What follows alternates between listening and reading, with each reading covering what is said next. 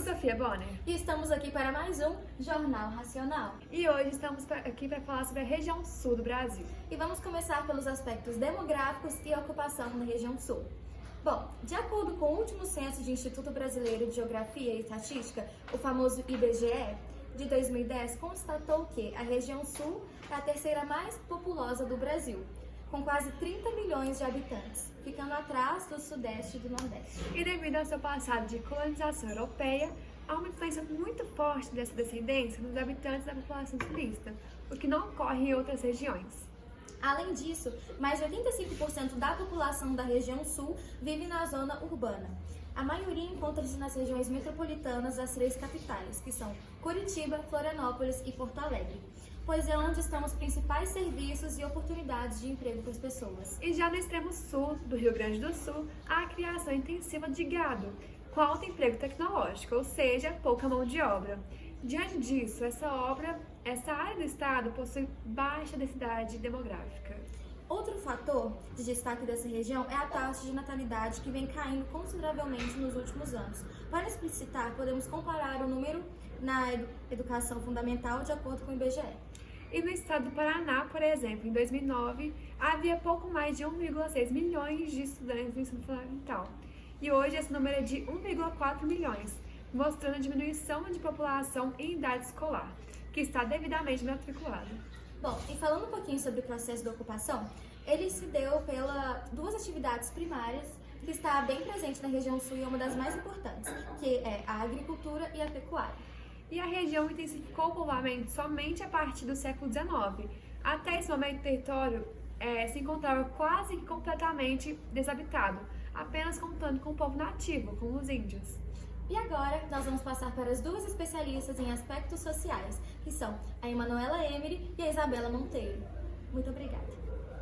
Bom, estamos aqui com a Isabela e a Emanuela, que são especialistas em aspectos sociais, como eu havia falado com vocês anteriormente, e elas vão responder umas perguntinhas que o público mandou pra gente. E bom, a primeira pergunta foi para você, Manu, e foi do Procópio. Como é a alfabetização da região sul? Bom, muito interessante, muito importante essa pergunta. A alfabetização da região sul, eu posso dizer, de olhos fechados, que é a melhor alfabetização de todo o país, comparado com todas as outras regiões, porque as crianças, desde pequenininha, desde que elas entram no primário, elas seguem o ensino fundamental 2, chegam no ensino médio, elas têm a cabeça de ir para o ensino superior, de fazer uma faculdade. Isso faz com que eles se tornem cada vez mais profissionais capacitados e completos. Então, as crianças, elas já têm essa cabeça desde pequena. Porque hoje em dia é uma realidade que triste, mas é uma realidade que a gente tem que enfrentar, que as crianças, adolescentes, enfim, estão querendo cada vez mais pular etapas, né? Fazer o caminho, como se eu posso dizer, o mais fácil possível.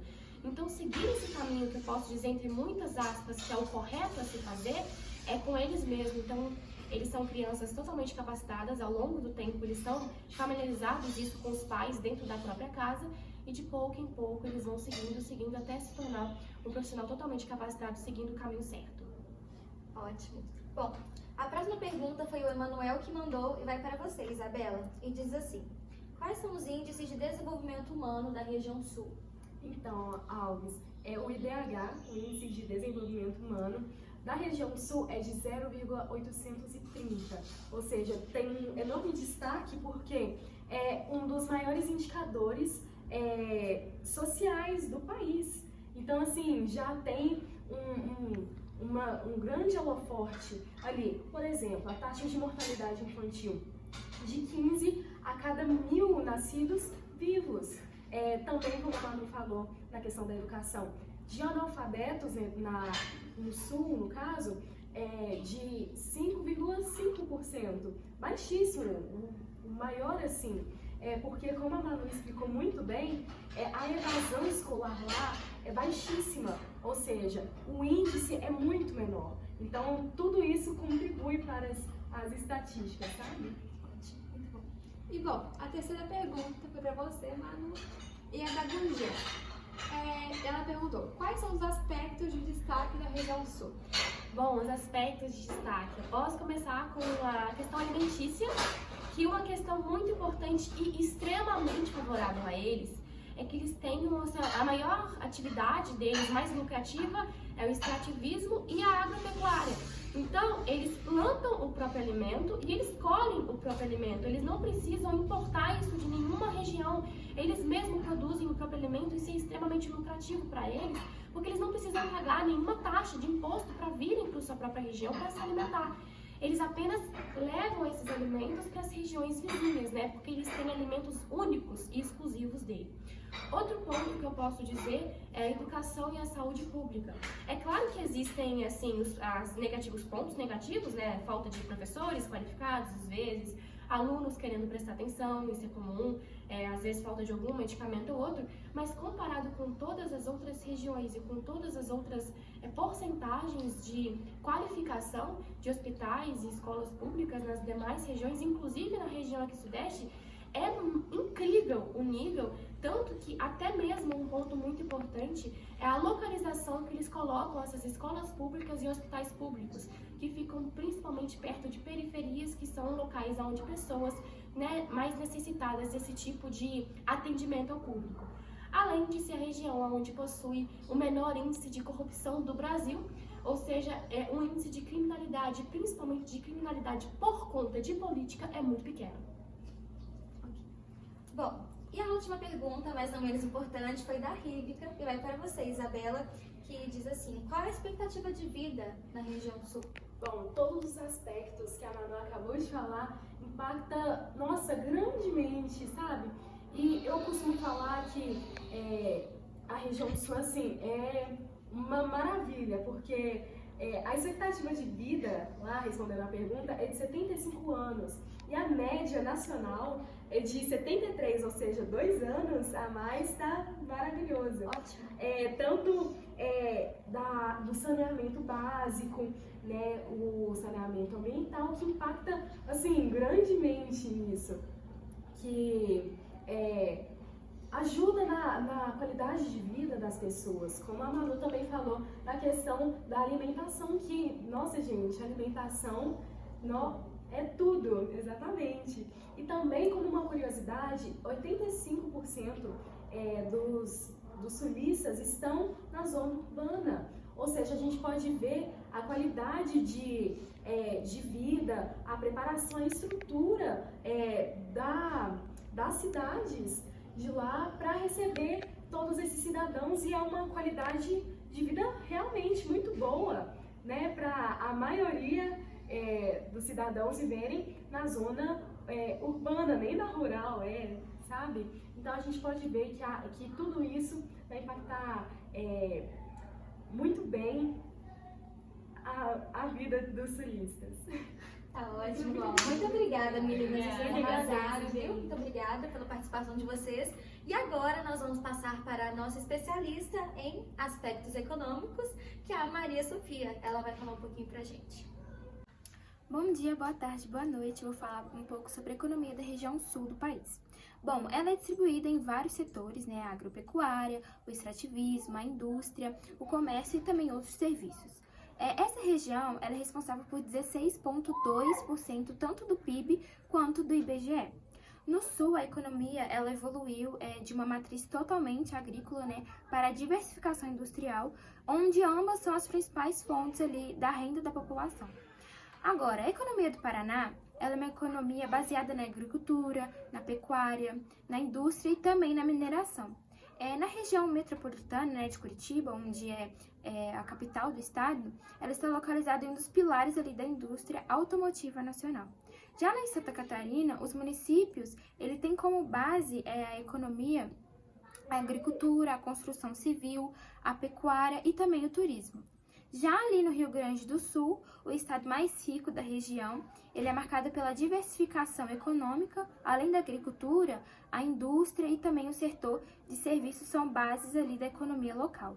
E também entre os principais produtos estão o arroz, o milho, a soja e também o trigo.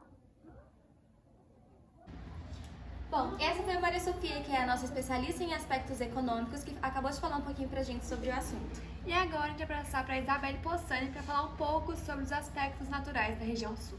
Fique ligado! Bom dia, boa tarde, boa noite. Eu vou falar sobre os aspectos naturais da região sul. Bom, começando pelo relevo. O relevo da região é uma região que se constitui de muitos planaltos, com formações geológicas antigas de terrenos sedimentares e cristalinos. A mais famosa serra do relevo sulista é a Serra do Mar. Ela vai do Rio de Janeiro até o litoral de Santa Catarina. Essa serra é um divisor de águas dos rios que nascem a leste da serra correm para o oceano. O pico mais alto do sul brasileiro é nessa serra, e o Pico do Paraná, com altitude de 1.922 metros. Bom, o clima da região sul, devido à sua localização sob o Trópico de Capricórnio, é tropical. E este clima ele está presente em toda a região, menos no Paraná, que ocorre o clima tropical de altitude. O clima subtropical ele apresenta as 4 estações muito bem definidas, com verões quentes e invernos rigorosos. Devido à boa definição das estações do ano, a região sul é a que apresenta a maior amplitude térmica dentre as regiões brasileiras, pois há grande variação de temperatura ao longo do ano. Agora a vegetação.